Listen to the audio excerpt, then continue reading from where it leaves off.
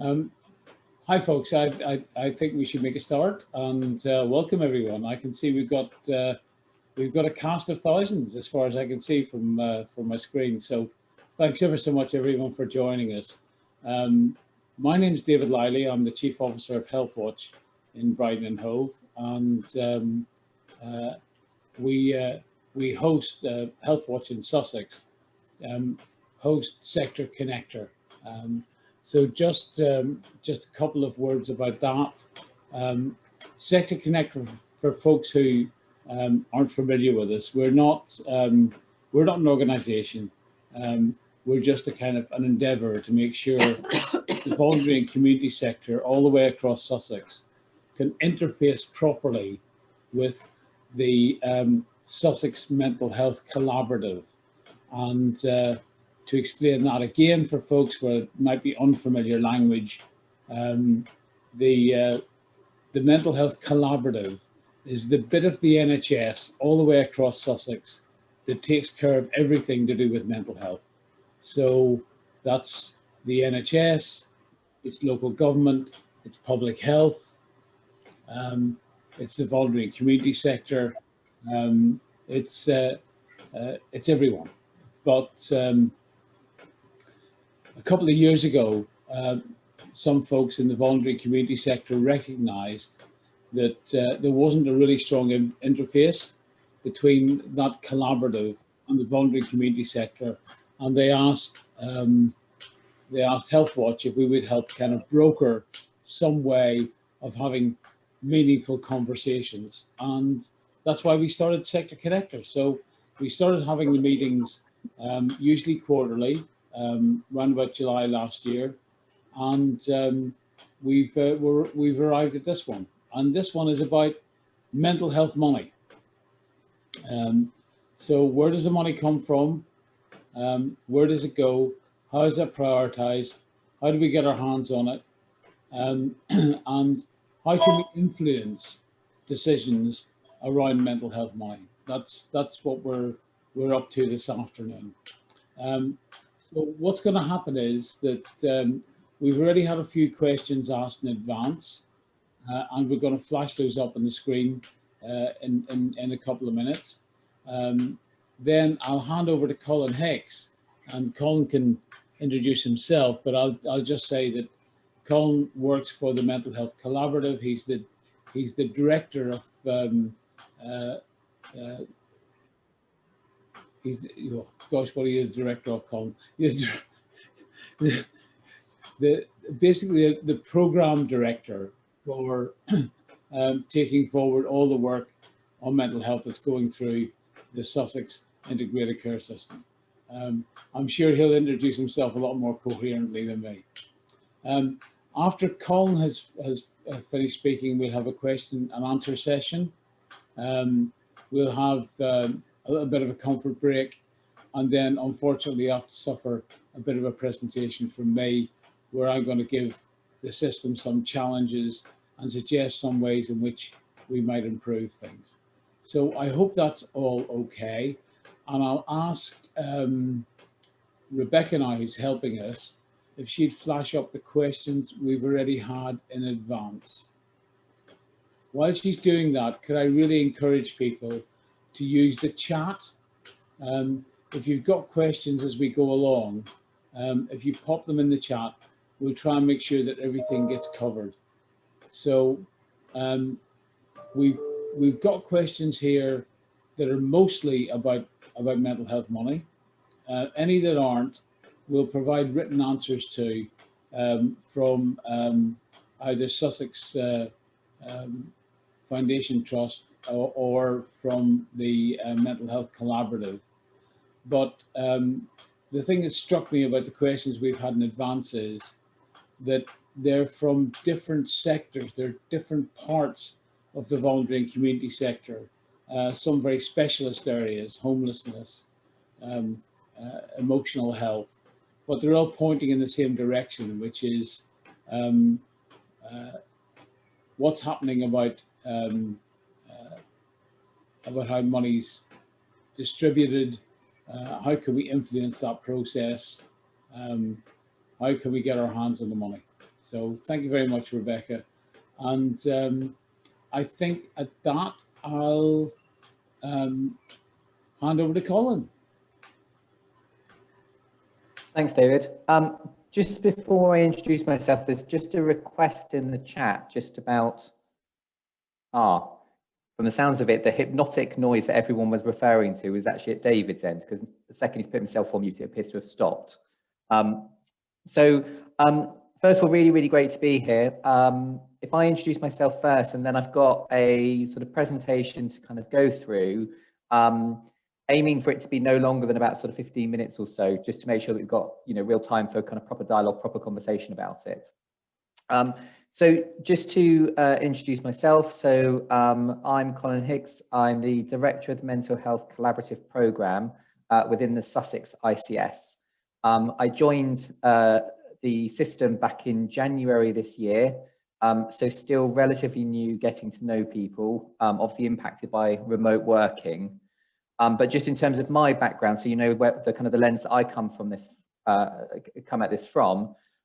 So I'm a psychologist by background and have extensive experience in the operational side of service delivery, predominantly down in Dorset. So I've just flipped across the South Coast in terms of this role. The other apology I will just put out now is, as with anything that seems to be health related, we don't seem to be able to do anything without having 101 acronyms. So I apologise now where there are acronyms. I will try and make sure I spell them out as I go through the slides. But if there are any kind of questions at the end, or people need a thesaurus to understand it all, then just my contact details are on the back end of the email. More than happy to kind of sort of pick up with things offline if needed. So Rebecca, could you present the put the presentation up, please?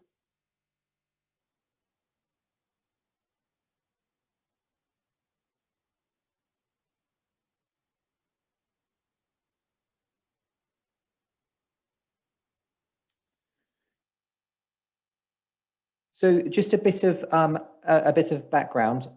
So in terms of the Mental Health Collaborative, as David referred to, this is the ICS group that's responsible for the sort of the strategic planning and overseeing the delivery of health commissioned mental health services within Sussex, but obviously recognising that we can only do that effectively in partnership with local authority colleagues from other sectors as well. Within the NHS, there's an annual planning cycle, and this year, because of COVID, everything happened incredibly late. So we weren't issued with our planning guidance until nearly the end of March, which meant that we didn't actually sign off as a board our mental health plan until the end of April, which is always a bit ironic when you're signing off a plan after you're supposed to have started to deliver it. In essence, the overarching plan for this year, recognising that this is what are we in year 3 of year 5 of the long-term plan, has 15 key programme deliverables within it that very much align with the objectives and the outcomes of the long-term plan, and we'll see a system investment in year of somewhere in the order of £34 million, which is a huge amount of investment coming into the local system, specifically to target supporting people with mental health issues. Just to say that the collaborative programme has been in operation now for a little over a year. It's overseen by a multi-agency collaborative board, which is chaired by Sam Allen, the Chief Exec at SPFT, and then has VCSE representation on the board itself, both through David, but also through Neil from South Downs, Katie, I think I've seen on the call from Mind, and then Rachel from BHT as well. So it is a real kind of sort of multi-organisational board, as opposed to it just being a kind of a commissioner-led board. Next slide, please. So within the long-term plan, we have a number of fixed deliverables that we have to be striving to achieve in this financial year. So this slide just gives you a very high-level summary of what those kind of sort of deliverables are. And the long-term plan quite often is associated with increasing access to services, or focusing on trying to kind of look at reducing waiting times as well. And I think there's a real recognition throughout the long-term plan about the fact that, you know, historically mental health services have been very, very under-commissioned for the scale of demand that's out there. And so there are some strides to try and increase this.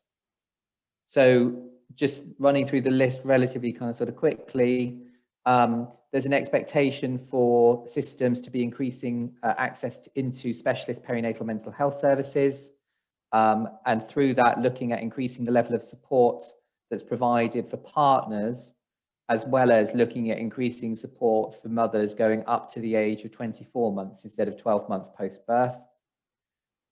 There's quite a lot of focus around under 18s, which we'll probably pick up in a little bit more detail. And there's an expectation for us to increase the number of young people, and also importantly, people within the 18 to 25 age bracket, accessing sort of more appropriate youth services. Eating disorders is an absolutely high focus for us, particularly around children and young people. And I think as a system, it's probably the area that has felt some of the biggest pressure as a result of COVID. And that's definitely reflected both in the regional and the national picture as well. So we need to get back to being able to achieve our 95% eating disorder standard, which is a time frame within which we would expect young people to be being assessed. It's either, I think it's from memory, I think it's a week for urgent and it's 4 weeks for routine, both of which we've got some way to go to be able to have the capacity to really meaningfully be able to do that. There's a focus on continuing to increase coverage in terms of children and young people's urgent care. So thinking about the kind of the plurality of services to sort of support that. There's a real focus this year as well around physical health checks for people who have an SMI, so severe mental illness, recognizing that there is a huge disparity in terms of the mortality rate for people with and without an SMI diagnosis. Continued growth in individual placement supports, employment support. I think probably the biggest program to come back to is around the integrated community program. So this is the program that's really about radically changing, revolutionizing the current sort of delivery of sort of kind of core community mental health services, so ATSs in Sussex, and really thinking about what does a much more kind of community focused offer look like that's much more kind of asset recovery based, wrapped around neighborhoods and primary care networks, as opposed to sort of just only having access to very specialist services, which I think some of the kind of questions we're referring to in terms of, people are either not meeting criteria, falling through the gaps, having long waiting times, or just not receiving the support that's meaningful to them. And then finally, continued growth within our improving access to psychological therapy services, to just over 45,000, nearly 46,000 people being able to access that service on an annual basis, which is a huge number to be mobilizing services for, but really important for people who are experiencing more common mental health problems in terms of anxiety and depression. Next slide, please.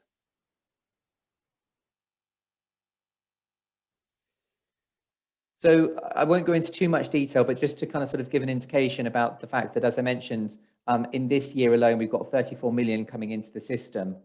I think it's important to recognize that this doesn't mean that there's 34 million for us to do what we want with. This is total investment that's coming in, but much of it ends up being ring-fenced by the national team for specific programs of work. So just whizzing through it, just to cover off the acronym. So MIS is the Mental Health Investment Standard, which is the uplift that our CCGs are expected to apply to the investment that they make in mental health on an annual basis. Spending review money was some dedicated money. I think most people have seen in the press that there was this 500 million that the government was kind of talking about kind of prior to Christmas. This is our allocation of that. SDF funding is transformation money, so ring-fenced funding to transform services, particularly focused around some key areas like adult community. And then we had access to some other underspends and non-recurrent funding that we were able to kind of bring forward to kind of give us that sort of total. So the investment last year into services in Sussex was somewhere in the order of 19 million. So it just gives you an indication of the scale and ambition that there is at this point in time in terms of really being able to kind of increase the sort of the opportunities that we've kind of got. Next slide, please. again, probably the important thing for this slide is less about the sort of the specific kind of columns themselves, but the left-hand side just details the range of different programs with which we've got kind of investment going in this year. In some areas, it's growth investment, and in other areas, it's about sustaining previous year's investment. So the sort of the top section are areas people will be fairly familiar with. There's a lot of money going into adult community this year. So we've got somewhere in the order of just under £8 million to support adult community across the piece.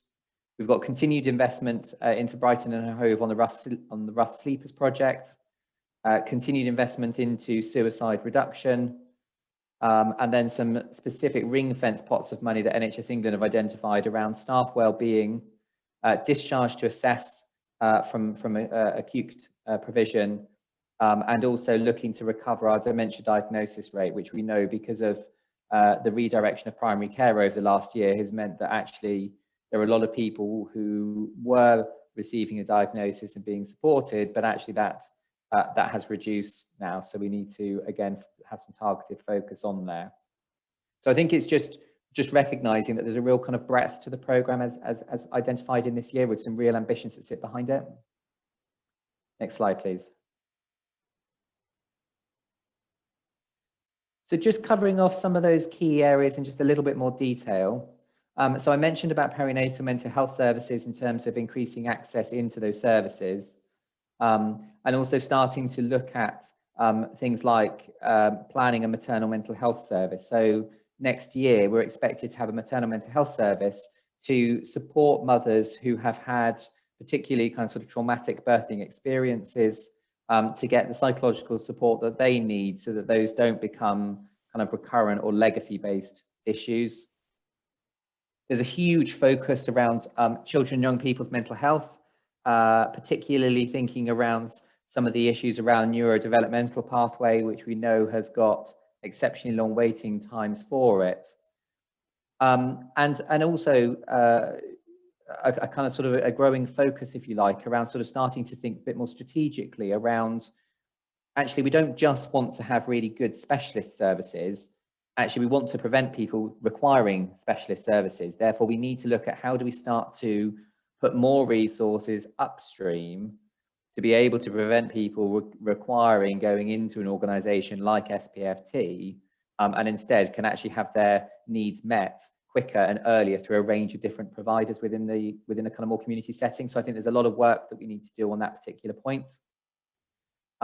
Eating disorders I've already kind of covered off in terms of addressing waiting time standards and backlog. Next slide, please.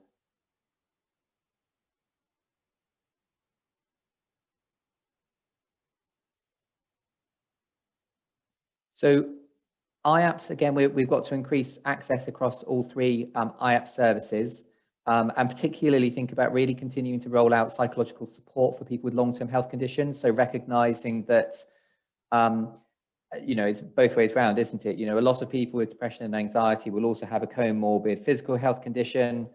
But actually, if you have a physical health condition, you are therefore more likely to develop a mental health condition as well. So how do we make sure that we're working in an integrated way with people, as opposed to a sort of a siloed way where you sort of turn left if it involves your mind and turn right if it involves your body? There's a lot of work around kind of making good some of the continued investment into adult urgent care. So a lot of this is around making sure that we've got sustainable services in terms of liaison at the acute hospitals, but also some of the crisis services that we put in place last year, things like some of the kind of crisis cafes, some of the street triage as well. Next slide, please.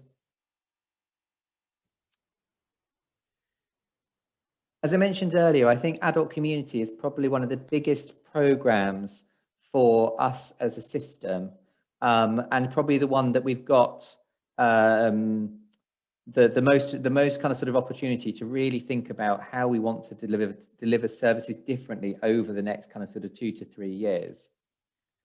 There are a number of kind of key strands to it. So the first one is about just increasing access to early intervention in psychosis services, and really kind of sort of recognizing that, you know, that they're really strong evidence-based services, but actually we need to make sure that enough people are getting the access to the right high quality care to make sure that they, you know, they don't end up in a kind of a sort of series of bouncing into and out of services in a way that's really unhelpful for them. Physical health checks I kind of mentioned, and I think, you know, there's an important thing here, which is it's not just about getting a physical health check done with a GP or primary care worker, but it's almost a so what question. So actually, once people have had physical health checks, how do we make sure that we're providing the outreach support to therefore start to kind of think about accessing the right level of post-check support needed to actually make a difference? And there's some pilot work this year, particularly going on with South Downs around that particular area. Rehabilitation services, we know that we've got huge inequity across Sussex at the moment. So there's some levelling up we need to do in year in terms of both predominantly rehab and personality disorder services in West Sussex. There's some investment that we need to make around kind of eating disorders and also thinking about trauma-informed care. So one of the really critical things that we're talking about is actually how do we start to get the system to understand trauma rather than trauma just being the domain of a mental health organisations. Although a lot of this from an adult community perspective may sort of initially appear very focused on sort of specialist services, SPFT based services. Actually, a lot of this I think is also going to really challenge us to think about how do we start to do some of this differently. So where do we need a specialist service, but actually where do we not need a specialist service? And pushing it for slightly further, actually where is a specialist service counterproductive, if you like, for someone's well-being because of the additional levels of potentially stigmatization, over-medicalization, etc., etc. Next slide, please.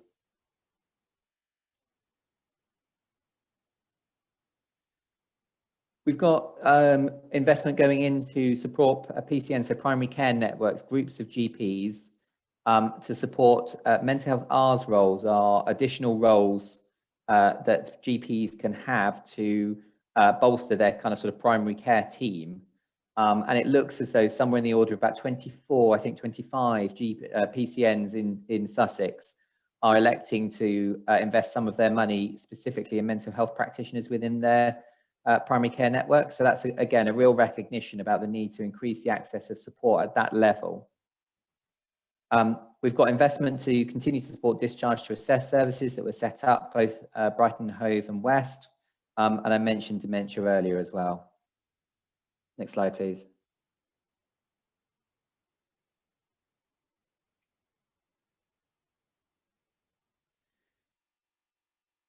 So this slide just starts to kind of give a little bit of an indication of understanding kind of the workforce implications of this. So for the first time, we're being asked to really try and understand what's the workforce look like when it comes to service delivery, and also what do we need to do from a growth perspective.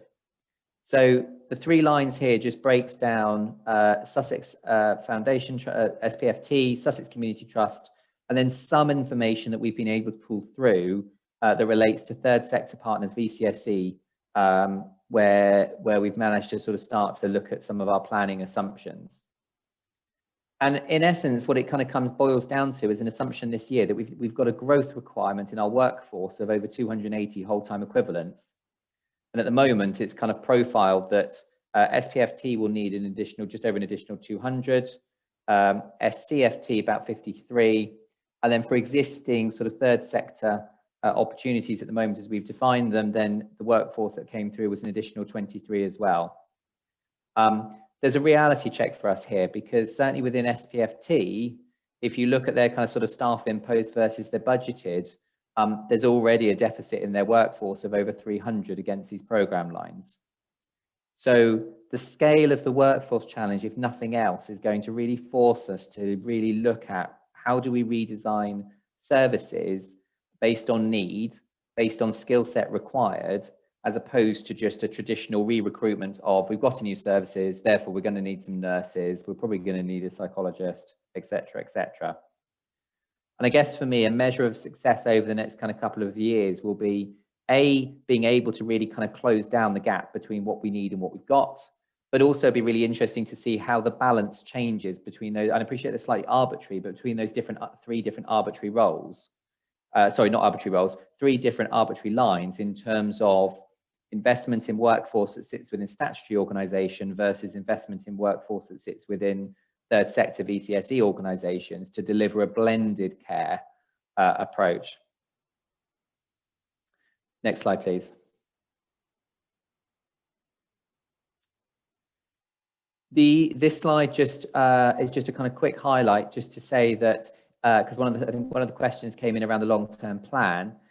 So we are expecting that, based on our trajectories, by the end of this year, we will be back on trajectory for all of the key metrics that we have to achieve. The only outstanding one for us is IAPT, because the size or the scale of the growth that we need to make in IAPT is quite significant. So we also then need to really start thinking through about what can we do to try and get that back on track. But the expectation, provided our assumptions hold, is that by the end of this year we'll be back on track in terms of the long-term plan, which was the restoration and recovery ask of us from NHS England in response to COVID. Next slide, please. So I guess that's all very interesting, but there's something particularly about this kind of conversation and thinking about sort of what does this actually mean when we're starting to talk about other organisations, and actually how do we unlock this so that it's not just a sort of single provider perspective. I guess the current investment plans in this year do have a number of key investments into a range of organisations to help deliver the ambitions. So you know, there are some pre-existing work. There is pre-existing work going on through a number of different lines where we are looking to invest in partner organisations to help support this agenda. I think you'll see a slide in a minute where I've kind of sort of posed some kind of questions for reflection, because I think there's something about this is great, but actually, is this the scale of our ambition? And actually, how do we do this kind of better? Because I think there are some kind of key challenges, but we've got investments certainly going into adult community transformation, rehab, physical health checks, as I mentioned. I've got a pot of money that we haven't decided how to kind of use it yet, but one of the things that was in the spending review was around really thinking about how do we engage with VCSE colleagues to help support where we've got known inequalities in terms of people accessing mental health services.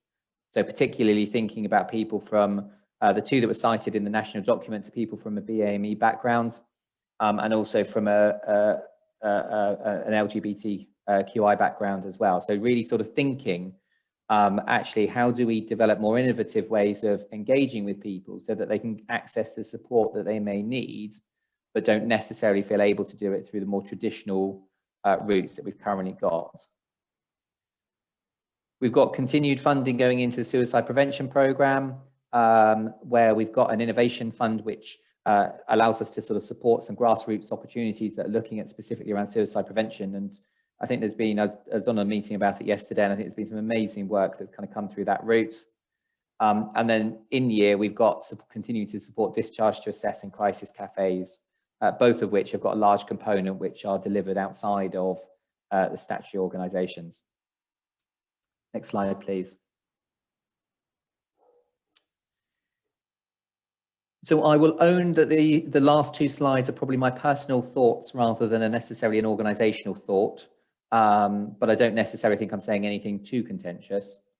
It is quite obvious that the success of the long-term plan is absolutely going to be predicated on organisations working collaboratively together to deliver this incredibly ambitious and incredibly exciting agenda. There is a genuine opportunity to address historic underfunding in mental health services. And we know that we've got a 3-year investment pipeline into mental health services, which isn't going to achieve everything, but it's certainly going to take us a heck of a lot further forward than we were before the long-term plan.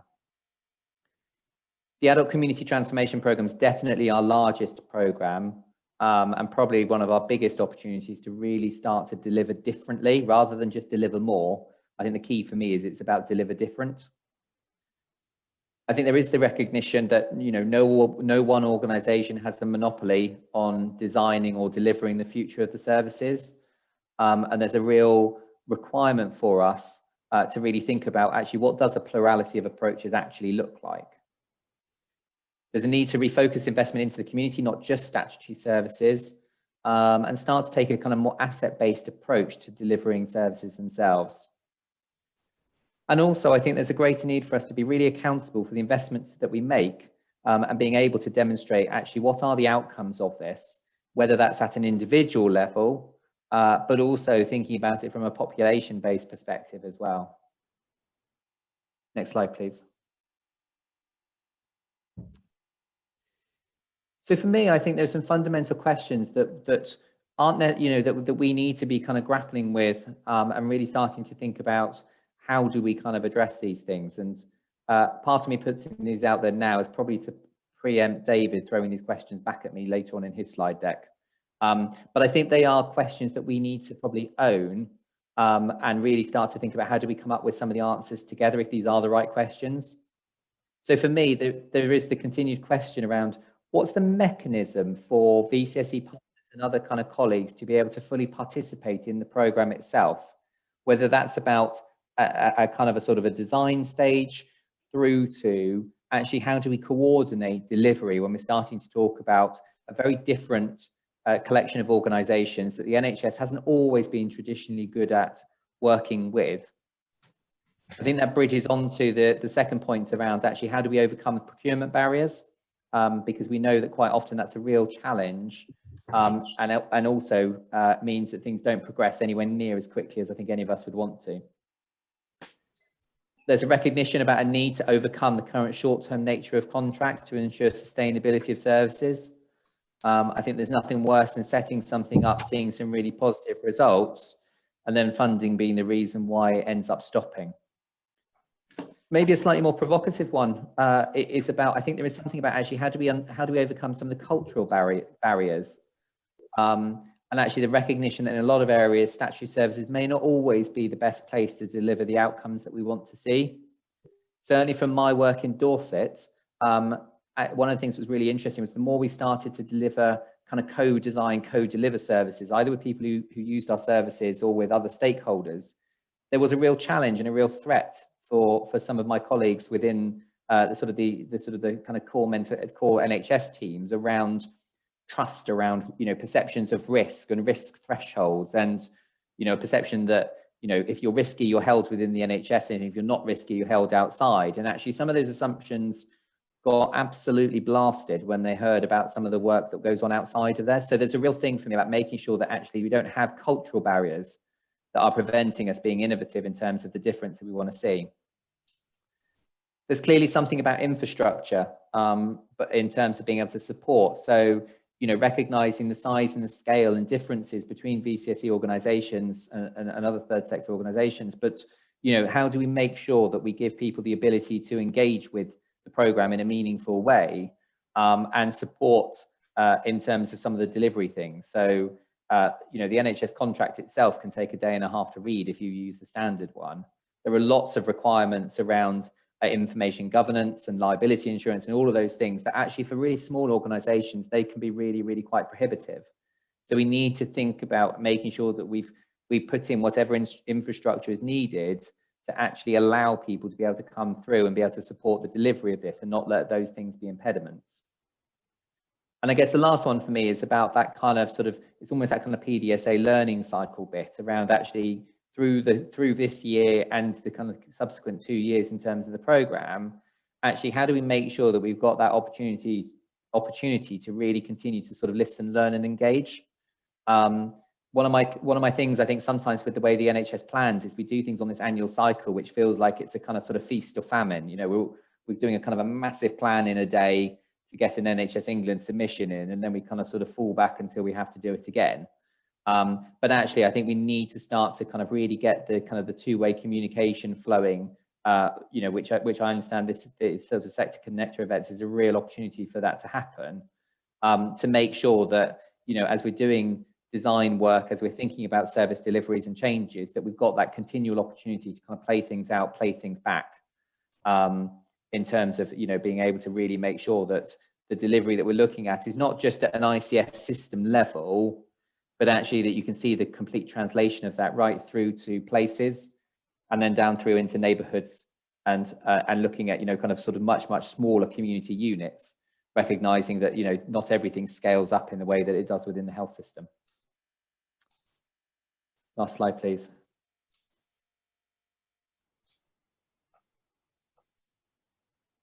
So this slide, there's quite a lot of detail on it, so I don't propose to go through it, and it's not my slide. I will completely confess on having stolen it from Sheffield. Sheffield was one of the early implementer sites when it came to community transformation. And this slide was one that they've used in a number of sort of national presentations about some of the challenges that they experienced in terms of really starting to think about working more effectively with the VCSE sector. And actually some of the learning that they sort of took from it as well. Because I think there's also the opportunity, isn't there, for us in terms of some of the transformation that we're trying to deliver, to look at where are there some areas that maybe are a bit ahead of us, and actually what have they managed to achieve in terms of it, or what's been their learning from it. So as I said, I'll make sure the slide deck goes out so you don't have to scan read this quite as quick, you know, too quickly. But it is interesting in here that there is stuff associated with you know, sort of procurement routes and all the challenges associated around that, alliance modeling, and actually how do you have a coordinated kind of sort of VCSE approach, you know, into when there are kind of opportunities and things like that, you know, consortia bids, etc. How do you make sure that kind of contracting commissioning is much more aligned? And then actually, how do you really move it forward so that we're really thinking about kind of co-production all the way through, rather than just making a tender process easier, which doesn't necessarily achieve everything we might want to. I think that was my last slide. Rebecca, is it just my contact details on the next one?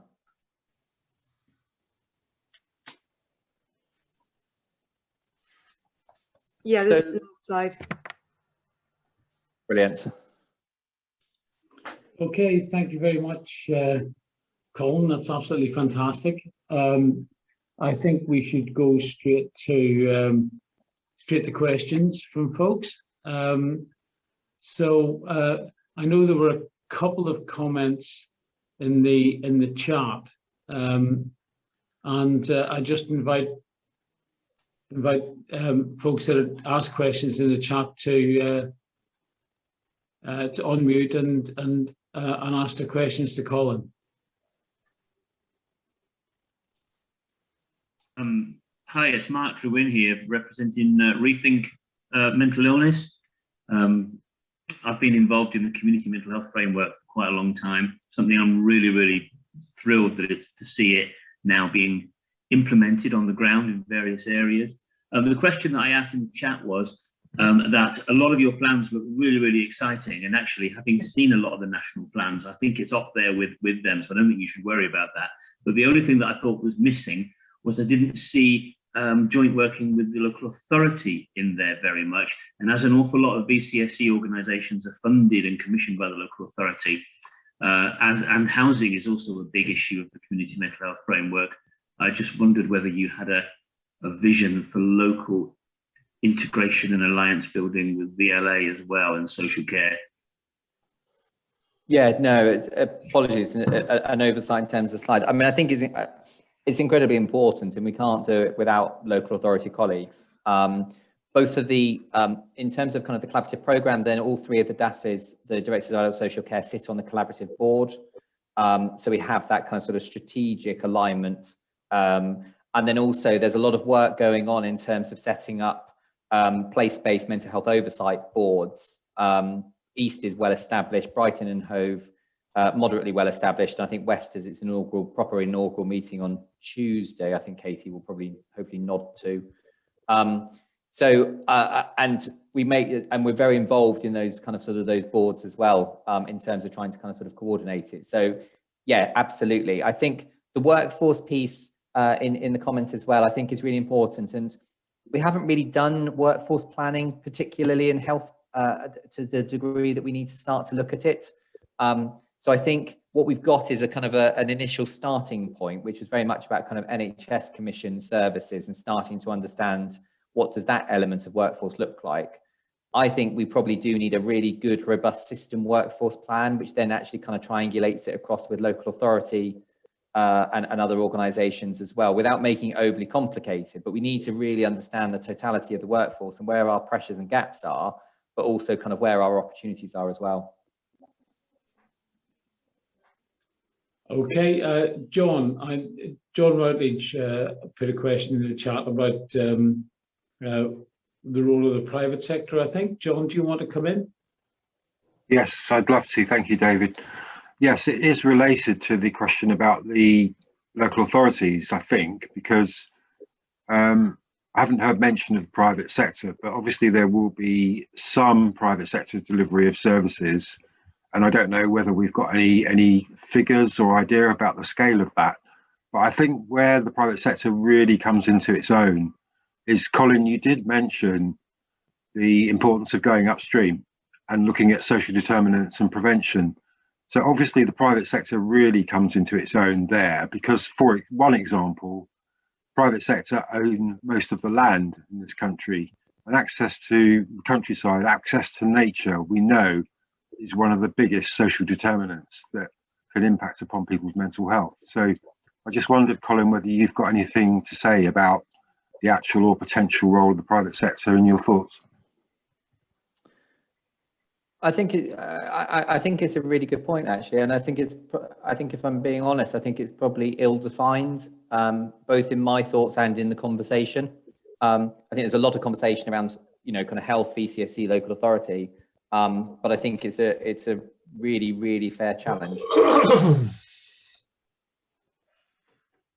Okay, and Katie, Katie Glover, you wanted to come in and make a contribution? Yes, I just wanted to add a few comments really to Colin's presentation. I think Colin mentioned that I'm one of the 3 voluntary and community sector representatives on the collaborative programme, and I'm with West Sussex Mind, so I'm the representative of West Sussex. And I suppose I just really wanted to say, in terms of our role, is to try and, within the programme, and with particularly also with the money, is to try and really fly the flag for what the voluntary and community sector can do and can offer, in terms of the transformation that needs to happen across mental health services. And there are kind of multi-tiers of meetings, both across Sussex and also in the local area as well. And so what we're trying to do is to make sure that we are representing and flying that flag in all of those meetings. And I think, I hope Colin and David would agree that we are quite vocal at trying to bring in some challenge and some questioning around the investment plans and around, how voluntary and community sector could really be part of delivery models. And I think I just kind of wanted to echo what Colin said. I think we're at quite a critical point now within the programme, a year in, where we've really got to kind of get down to the nitty-gritty around a couple of things. And I think one of the things is about the procurement. So, because I think it's a big concern for me that the programme may have a will to and want to actually develop in partnership with the voluntary sector, but unless there's a procurement and contracting model for the money to flow in and for decisions to be made about how that's going to happen, I think that's actually going to be a block to making it happen. And I think the other thing is really about having conversations and much more open conversations about what services really should be delivered by the NHS. And some of that is actually, and just wanted to add this, that some of it is mandated by, the Department of Health. So there are some services and some roles, and actually it's interesting, say, with perinatal services where, the funding comes, but it's absolutely stipulating that money has to go on NHS services. And then there's other money where it's not quite as, it's not as stipulated. But some of it is about models and about what's the best model, either just the voluntary and community sector, the NHS doing it separately, or about integrated models. And I think we do need to do more work on that as well. And I think for me, those are the 2 kind of crunch things. And I guess in terms of this wider forum, I think it would be really helpful today to kind of hear people's thoughts on some of those things. Okay, thanks very much, Katie. Colin, do you want to respond to Katie's comments? No, I mean, I agree with Katie, and I think, you know, I can definitely vouch for the fact that we have some robust conversations, which is positive, because we need to have those, and we need to have relationships where we can have those. I think we have a real opportunity over the next kind of sort of 6 months to really think about how do we do our business differently. And, you know, I think there is something about, from both sides, almost, I don't want to turn into sides, but almost kind of both sides trying to understand each other a little bit better, to think about actually how does the VCSE sector kind of organize itself in a way that really enables it to kind of come online with a kind of a sort of a massive, great NHS kind of sort of program, but equally, how does the NHS become much more agile in terms of how it kind of relates out to other kind of sort of organizations itself? Because I think if we can get that right, then I think we've got a real opportunity to be able to sort of support things in a kind of sort of completely different way. And I think because the community transformation is using the PCNs as its building blocks, and a real component of this is that actually at an individual PCN level, we need to see some, you know, it's a multi-agency difference, of which there is funding specifically identified to support VCSE communities within that.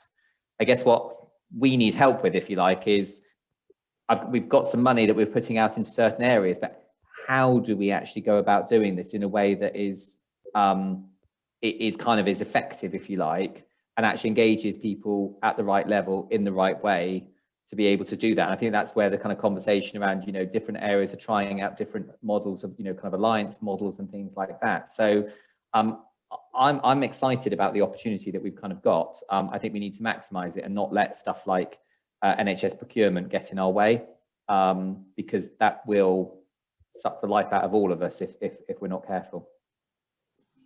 Okay, we've got a flurry of folks making comments in the chat, and I don't want us to lose that. So, Maggie, you asked about experts by experience. Do you want to just share your thoughts with us?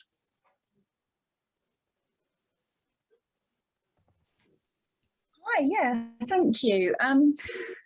Yeah, I really do have like 1,000,001 questions. And I am a current service user, but yeah, and I am an expert by experience, but I was just wondering how experts by experience have been involved in all of the decisions that have been made, basically. Yeah, that's it really. Thank you.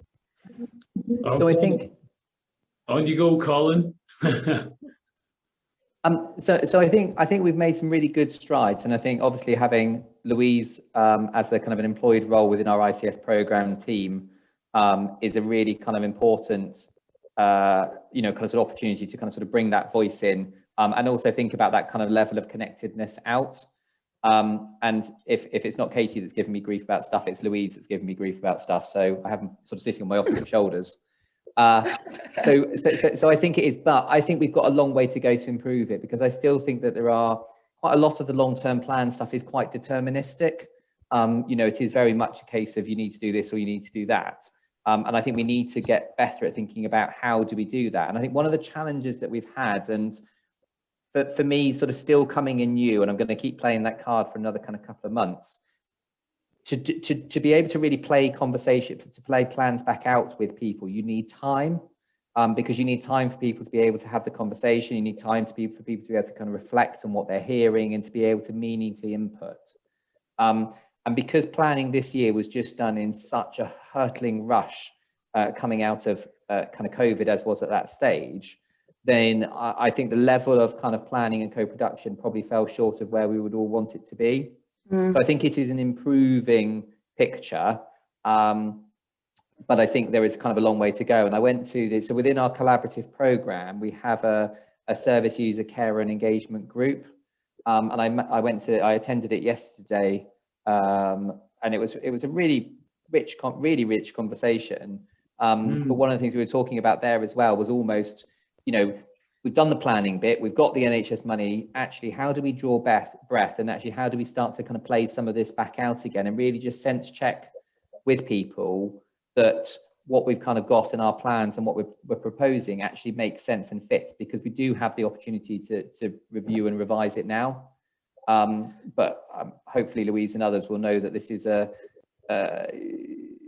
particular kind of area of passion for me, and something that I'm really, really keen that we can continue to improve within the out on the website as well. But it's a very specific question, and there's a couple of other things I want us to cover before we have a little bit of a comfort break. So Susanna, you had a question about third sector providers, particularly unpaid carers.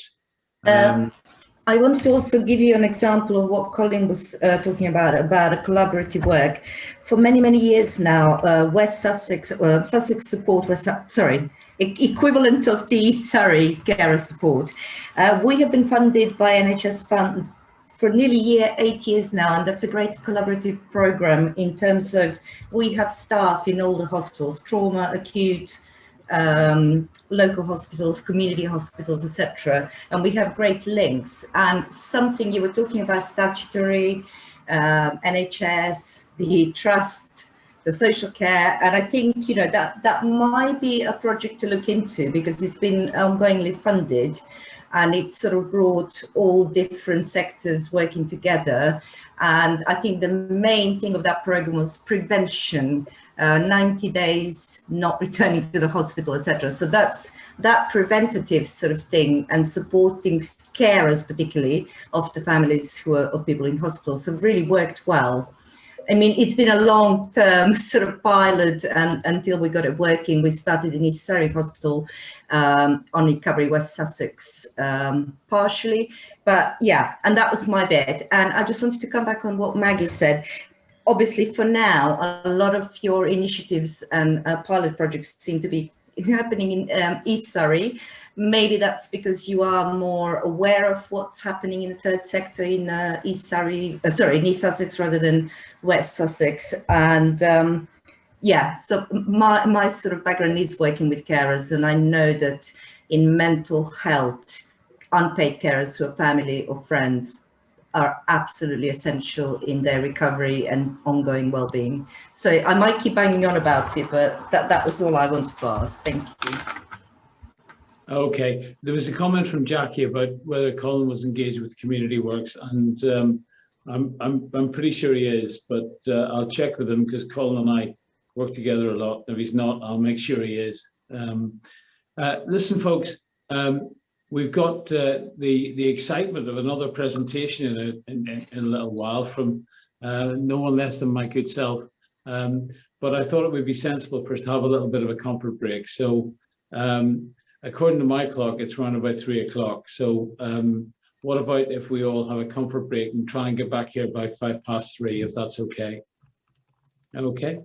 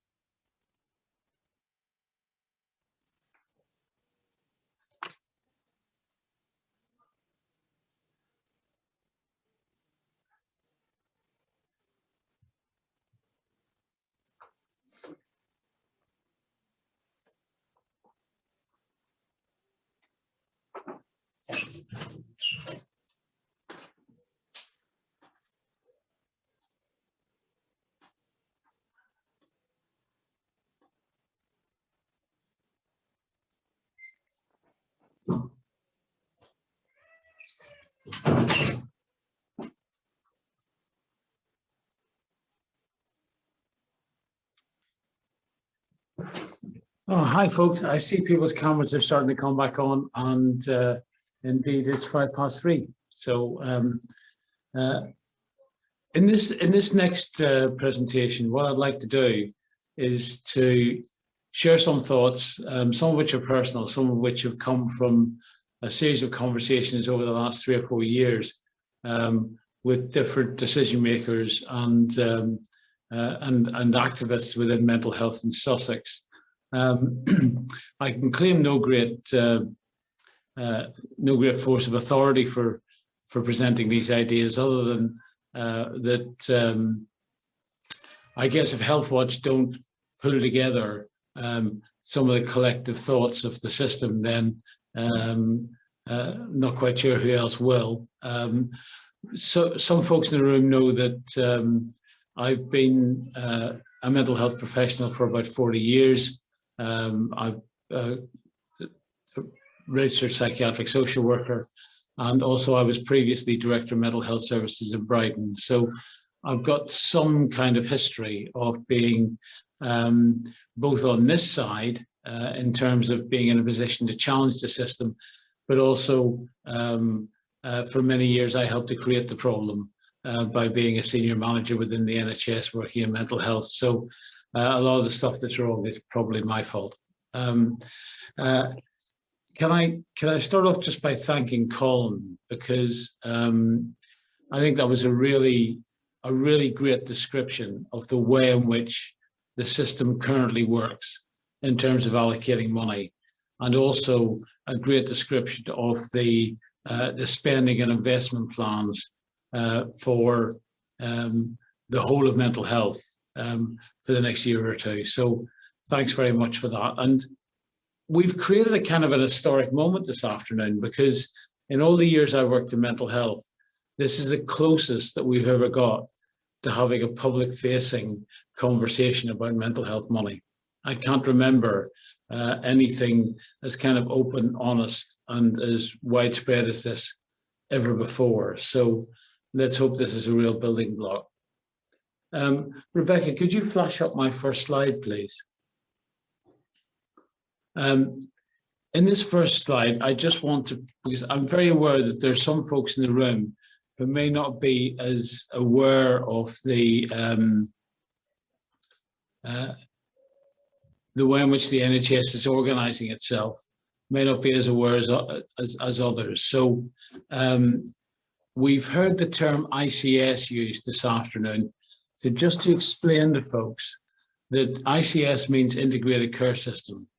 And it's the way forward for the NHS. What's happening is that what you previously known as CCGs, clinical commissioning groups, are coming together along with local authorities, along with other system partners, including the voluntary and community sector, and forming integrated care systems. And we're going to have one for Sussex. Well, we've got one for Sussex.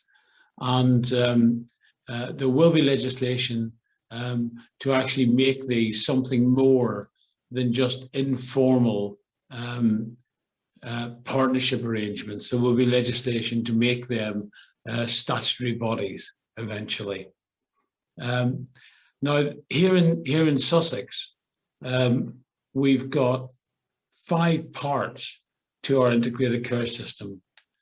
As a community, we're all part of the mental health collaborative. So within the integrated care system, we've got collaboratives, and we've got the mental health collaboratives.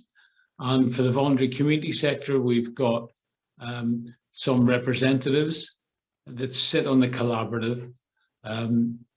Healthwatch sit on the collaborative because of Sector Connector. Katie Glover is our representative for West Sussex. Neil Blanchard from Southdown is our representative for East Sussex, and Rachel Kenny is our representative for Brighton and Hove. So as a voluntary community sector, we're represented on the collaborative, and so we have a voice where the decisions are being made. It's probably worth also mentioning the other parts of the integrated care system. There's a primary and community care collaborative. There's an urgent care collaborative, which is all of the big hospitals. There's a planned care collaborative, planned care and cancer, and that's all around procedures that are planned ahead. And as we know, there are massive waiting lists for lots of those, both for the diagnostic end of it, of planned care, and also for the bit of planned care that actually operates on people and intervenes. And there's also a population health and prevention board. So it's just to mention those things. They're all kind of background to what's going on, and gives you context for the mental health collaborative. Next slide, Rebecca. So how's the ICS performed over the last year? Well, it's been developing during COVID, but very much at an executive level. So I'd be surprised if there are many people in the room that feel as if they've been able to touch or influence the integrated care system. There are lots of work streams. There's lots of folks working on developments, but actually the decisions have not really been shared with service users, with carers, with experts by experience. A lot of the decisions have been made for probably very good reasons during a COVID year at an executive level. So visible to very few people, and actually fairly invisible to elected representatives as well. I constantly meet with local councillors and indeed MPs who feel that some of the integrated care system actions and activities and decisions are fairly invisible to them. However, within the Sussex ICS integrated care system, the Mental Health Collaborative has probably made more effort to be open and inclusive than the other collaboratives. We've got Sector Connector, we've got local collaboratives, local boards being established. We've got the fantastic service user and care group that Louise heads up, and the charity that exists within the Mental Health Trust has been helping to administer funds to the voluntary community sector. So there is, to me, a sense of openness, and that's very welcome. But I think the financial cycle still remains a bit of a closed book. And as I say, again, thanks to Colin for starting to open that up for us this afternoon. Next slide. So I want to kind of pose a few challenges and suggestions. When it comes to co-design, co-production and the public voice, how can we make information on mental health money more available to the public? What about things that we don't have at the minute? Perhaps a public-facing annual event explaining the challenges and investments. I mean, that was a great presentation today, Colin, but it would be lovely to be able to advertise that out, not just to the voluntary and community sector, but actually to service users, to carers, to the general public. And I think that would be welcomed by many people. What about giving that information on a set of web pages? What about an annual press release promoting the annual Mental Health Money event? What about an advisory bulletin for all of our elected representatives in Sussex, all local councillors and all MPs, advising them and including them in on information about how mental health money is being spent? Next slide. What about taking it a step further? How can the voluntary community sector not just receive information, but actually start to influence? And it's really interesting. Yesterday I was hearing from Louise, and she summed things up for me in 3 words. And it was about, is the system doing it to us? Is the system doing it for us? Is the system doing it with us? And I think those are very valid questions to ask in terms of mental health money. In terms of openness, why can't the mental health collaborative meetings be held in public? Not necessarily as public meetings, but just simply held in public in the same way as Health and Wellbeing Board meetings are held in public, so the public can listen in online if they want to. Can the Sussex Mental Health Collaborative challenge itself that no system-wide investment or disinvestment decision will be made or actioned without the information having been shared with the public? So no decisions behind closed doors about investment or disinvestment. System-wide, I'm not talking about tiny little small financial decisions. Obviously, a system has to manage itself. What about going further and adding an additional challenge that no investment or disinvestment decision will be made unless an attempt at co-design and co-production has been ventured. Next slide. I checked nationally in preparation for today, and I couldn't find any ICS, any integrated care system, or any mental health system that had set themselves challenging benchmarks of this sort for public and patient influence on mental health decision making.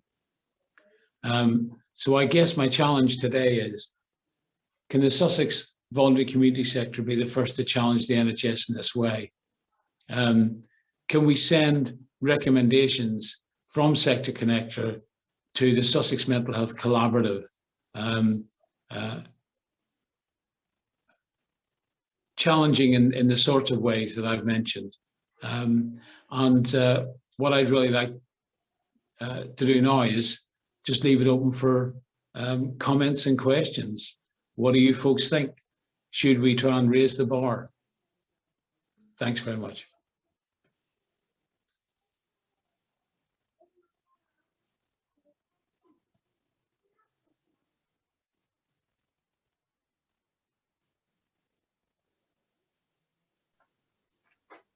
Can I say something, David? Yeah, pop in. Yeah, by all okay. means. So I think absolutely we should try and raise the bar. And also I just wanted to go back a couple of steps from when we were talking about things being joined up. And I know there's quite a lot of work going on at the moment with Public Health and the Young Homeless Working Group on what the needs of young people are around mental health and how those have increased, particularly over the last year, where the gaps are, how we fill those. So it'd be really good to know that this is joined up in some way with that. And then the other thing was about the different ways of linking with the voluntary community centre. And I think it's you've already talked about Community Works, which for Brighton Hove and Adrian Worthing's definitely the best place to start. But then also, yeah, just linking with partnerships and work that's already going on. So for example, Impact Initiatives, and we've got the Young People Centre on Ship Street, where we've got, I think there's about 14 different young people's organisations all work from there, all working with young people with mental health issues. One of those is All Sorts, so there's the LGBTQ organisation. So if they're not here, we can certainly link them into these conversations. And we also lead on some work taking referrals from school nurses, supporting young people with mental health issues. And there's so many things there that I just feel could be built on, as opposed to starting from scratch. And yeah, numerous different organisations delivering that are all, I'm sure, keen to do further work and to build on what's already there. I think one of the key issues is when things are commissioned year on year, it's really hard to develop anything very much if you've got a contract that you know is just for one more year. It's hard to look to the future apart from just delivering what you've got to deliver that year, which is not an ideal way of going about things. But certainly happy to share with you, Colin. Recently put some information together for the Young Homeless Working Group and Public Health about what the needs are and what's happening already. So certainly happy to share that with you if that's helpful. Okay. Any other comments? I'm unfortunately not able to see everybody, so I can't see hands that might be up. So if folks just want to jump in if they've got questions or comments, either for Colin or Bob. Can I chip in? So as you can see, I'm Katrina from Healthwatch in West Sussex. We did a lot of work with the community and voluntary sector throughout the pandemic, mapping out how they've adapted in 3 of our locations, and we've produced a whole raft of case studies, etc. Some of the recommendations, and speaking to your point about how do you bring the commissioning gap closer together and make commissioning accessible to the voluntary community and voluntary sector. One of the recommendations was very much around, and forgive me if the audience disagrees, but as a sector, it's not very good at promoting itself. It's very good at doing the doing, but not necessarily promoting itself. And I think this is really very much a system responsibility and not just the responsibility of the individual organisations. So I do think there is something about how do we support us that are amplifying voices and the system. How do we support people to self-promote that and make sure that people within the system understand what they deliver? And this sort of speaks to Caroline's point that she just made there. There's good work going on. Why don't we know about that? And I think behind a lot of that is not necessarily having the skills or the time and the resources to give to promoting those in the same way and getting that message out to key stakeholders. These sort of things absolutely need to be embedded in pathways. So we're part of, for example, the ophthalmology transformation programme. And that's very much looking at all the clinical sides, and what we're able to demonstrate from the insight we have through our engagement is these have to be holistic pathways. So they do have to cover off the mental health side of things. And that should all automatically be part of those pathways, but it's not at the moment. And that would be one way of promoting and raising awareness. I don't know if other folks want to follow up commenting on what Kat's just said, but my immediate reaction is that it sounds to me to be a kind of a function of if we're not getting the message across about the value the voluntary community sector bring, then that might reflect how fragmented the sector is. And it's really interesting to me that when Colin was talking about workforce investment, it was interesting that you got everything. It was interesting that sorry, Jim, mute yourself because we can hear your conversation. It was interesting that the workforce investment that was going to go into the NHS, other than the Mental Health Trust, was twice the size of the investment that was going to go into the voluntary community sector workforce, although the voluntary sector workforce was twice the size of the non-mental health NHS workforce. So in other words, the investment that's planned in terms of the workforce is at least half of what it should be for the voluntary community sector. And it's no wonder that our voice isn't well heard in a circumstance like that.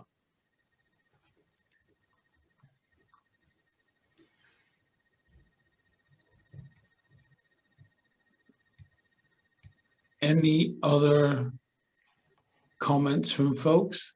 Yeah, can I come in a bit, David? It's something I'm really keen to sort of do is get this kind of how we are able to communicate really complex things. And every single time I come into any of these meetings, you're always finding out somebody's doing this massive piece of work somewhere that's being sort of unearthed. Sort of recognising that Chichester alone has got 400, or the Chichester area alone has got 400 voluntary organisations of some description or another lurking in it. The kind of the ask of we can't see all of these things. How do we create a really communicative system where we all understand that we're all kind of part of this integrated care system? And the more we can get that kind of feeling of let's work and share together. The healthcare partnership, we've got all the documents all online on the healthcare and partnership, the Health and Care Partnership website, where they're sort of available for people to read. What I get in my inbox is a huge amount of information weekly coming through from Healthwatch and from Southdown produce quite a big bulletins in East Sussex and Community Roots, and Pathfinders sending things out. Like, how do we get this communication more and more focused, so that we're getting the messages are coming through really clear from that third sector and the people that are working in those services, recognising that a lot of the third sector services are inputting in some way that I think just isn't really it's really difficult to articulate, and I've been working quite hard to try and do that, and I'm still not quite come up with a sensible solution to getting that communication through, so that we can really describe what the co-production, what partnership working looks like in these areas. That's really helpful, Louise, and I think that's something that perhaps Colin and I and the voluntary community sector reps on the Mental Health Collaborative could take forward with you and have a close look at. There's the ICS website. There's, of course, Partnership Trust website. There's Health Watch. There's also a thing called Engagement Central that the ICS are running. And I think the issue for me is that actually to administer putting together this information in a coherent way and in a way that's easy for people to understand and to touch and to access good quality research, it's a job. It's a big job, and it's not at the minute. It's not actually any one individual's or any one organisation's job. And let's go and have a think about that. Tina, I think you've got your hand up, and my apologies. I've got my hand up. And That's my okay. My apologies if there are other people with hands up. I'm having to do that thing about scrolling between screens to see people. So, Tina. Hi, I'm Tina from Beltree Music Therapy. The reason I'm at the meeting is we have a very small specialist music therapy service, which I believe can very much support the mental health needs of our community in very wide-reaching ways. We're all HCPC registered, allied health professionals. It's very, very difficult from my point of view to kind of be recognised by the established NHS services as something of value. We've been going 12 years. I've been to many, many meetings, and I put our details down on the contact sort of specialists lists and things. I've never once been contacted by an organisation interested in what we can offer, and it's difficult. It's difficult to sort of know where to go with it, really, because I know we've got a lot of skills, particularly to support people who find verbal therapies difficult to access. So people with autism, disabilities, people who are highly resistant to therapy in general, with mental health problems. So I'm here today partly to find out, you know, whether there's money for arts therapies in general, but also just, you know, where do we go with this kind of getting into the NHS kind of view on their radar. I often get emails back saying that we can't, you know, we can't take the conversation any further. So that's really interesting, Tina, and I think we can ask Colin perhaps if he can give some clues to, you know, a small, very specialist voluntary organisation. How do they go about trying to touch the massive machine that is mental health money?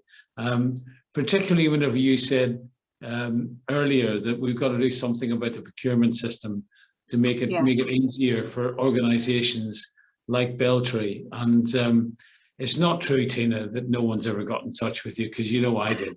No, I know you did. I know. And then I took your advice and I contacted those people, but they, you know, that was difficult to take it beyond that. So, yeah. Oh, well, let's have a chat again. But Colin, have you any words of wisdom for Tina and other small voluntary organisations that are maybe struggling to try and touch some of this mental health money? I've got thoughts. I'm not sure necessarily they're words of wisdom. I guess there's a couple of bits for me. I think there's something around how organisations kind of work with each other to kind of create a kind of sort of a critical mass to have some of those engaged kind of conversations, because I think it's really tricky from a sort of ICS lens when you're talking about Sussex wide. I think it becomes quite kind of sort of tricky to kind of get the right engagement at the kind of sort of the right level. So for me, there's something, and I think, I know there's been some conversations with Neil and with Katie et al. About, actually going back to these ideas around actually how do you kind of sort of pull together alliances whereby actually the conversation between sort of the health, if you like, and a cluster of organizations that are kind of working together on a specific kind of problem, on a specific need. And I think there's a benefit within that kind of sort of framework or model. The other thing that I know that we're just starting to push through the program as well is really starting to think about personalization. And actually, what does personalization look like within our kind of mental health collaborative? So rather than, people only having access to sort of statutory commissioned services, there's some really innovative pieces of work going on nationally whereby people have access to their own pot of money, and therefore they're able to use that pot of money to if you like, commission themselves particular sort of access to particular support that's meaningful to them. And I think that's going to, if we manage to kind of really drive that through the program as well, I think that's going to be a really interesting kind of game changer, for want of a better way of kind of sort of putting it, because it will allow people to vote with their feet in terms of what they want to actually access support. So I think for me, I absolutely kind of recognize the sort of the difficulty. I think for me, there's something about actually how different kind of organizations that are much smaller organizations can kind of work together to get that kind of critical mass to be able to kind of have that conversation around the kind of sort of plurality of different offers. And then also actually, how do we kind of connect in when we start to think about that personalization approach, where we're suggesting to people that they can have their own individual budgets to do the things that are meaningful to them in terms of trying to improve their own health. Okay, and Tina, someone's already put something in the chat for you, so that's a good start. Okay, any other comments? I'm thinking that we're getting close to maybe wrapping things up. It's been a long call. Folks have been here for over an hour and a half now, and I hope it's been a useful session for folks. I mean, looking at comments in the chat, it looks as though people have got a lot out of it. And one thing I noticed is watching the numbers that have been in the room, no one's actually left. So that's almost unique, I think, in my experience of these things. But any final comments? I'm going to give it just a minute for any final thoughts or comments from folks. David, is there an ask of what happens next in terms of some of the points that have been raised today? Obviously, the presentation will be shared with the members of the Sector Connector and people that have been on the call. But it would be good if we could sort of have some takeaways from this as well that we can follow up on. Yeah, sure. I'll go to Colin in a second. He can list any of the takeaways he'll do. Certainly mine will be to make sure that we do a kind of wash-up report and attach the video of the forum to that and send that out to everyone that received an invite, so as widely as we can across the voluntary community sector.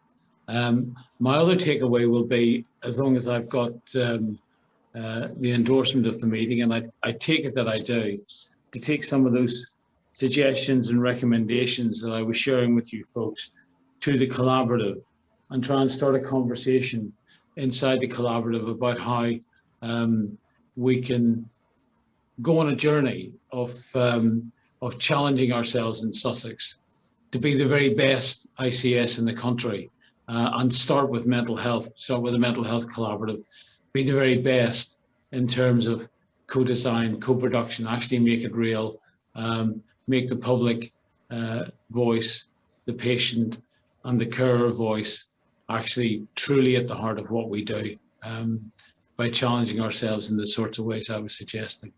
Those would be my takeaways. Colin, do you have any takeaways? Yeah, I mean, absolutely. I mean, it's been a brilliant session for me and great to engage. I guess for me, my takeaway, and I think Katie's probably the one on the course, and I can see Katie as well.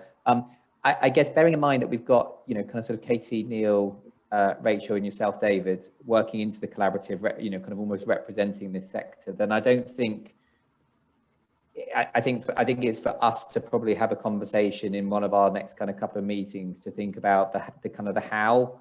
I don't think that I will come up with the how taking it away as an action for myself. I think we need to think about, you know, that representation is the kind of the conduit between the kind of collaborative program and the wider VCS sort of sector itself. And I know that there's some ideas that are being kind of sort of proposed already from Neil, Katie et al.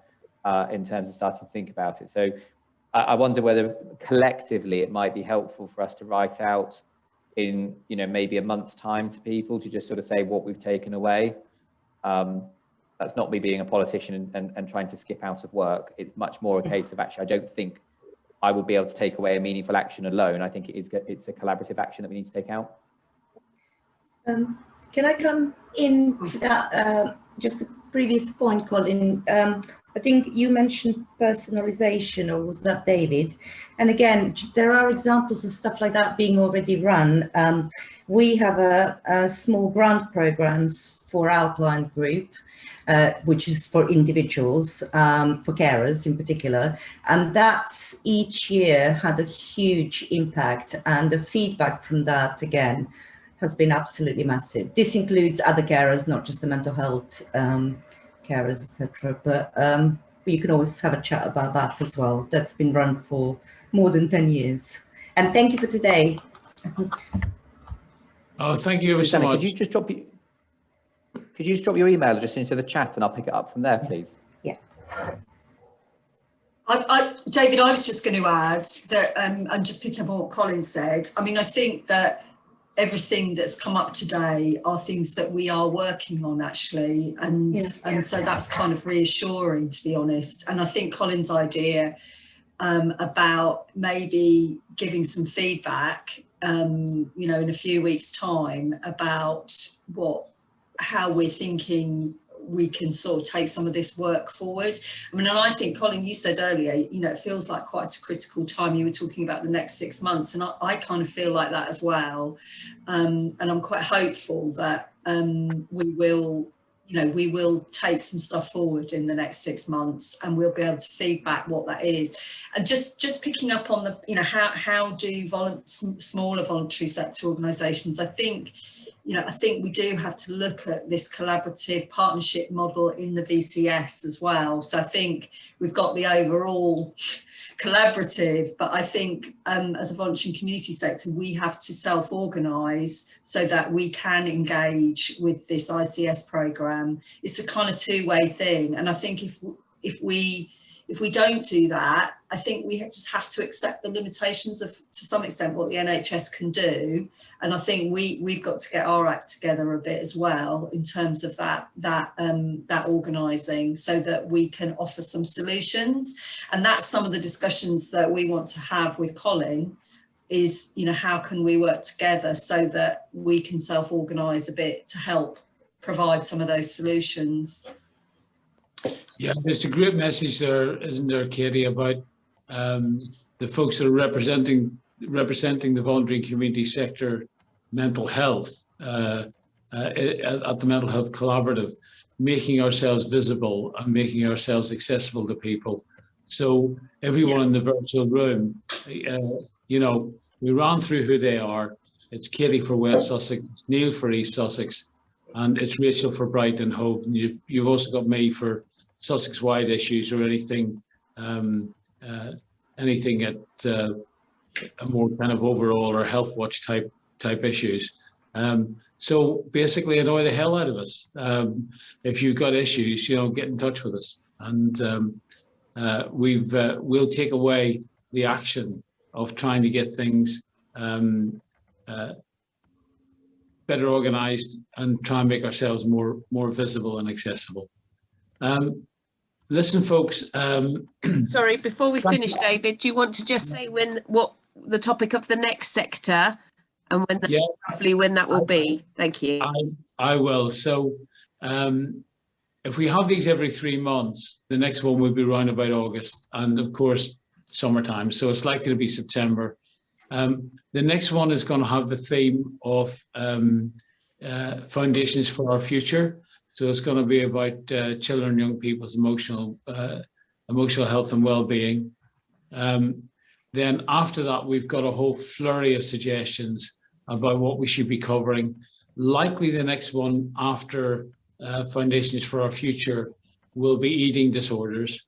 But then after that, we've got a list, but one of them is about co-production, co-design, and experts by experience. There's also the changes to community mental health services, and a whole list of suggestions after that. We've definitely got enough suggestions for sector connector events to last us for at least the next 18 months. But the next one will be about Foundations for Our Future. The one after that is likely going to be about eating disorders. But Colin and I have to have a chat with the chair of the Mental Health Collaborative about the subjects that will most help the collaborative at what time.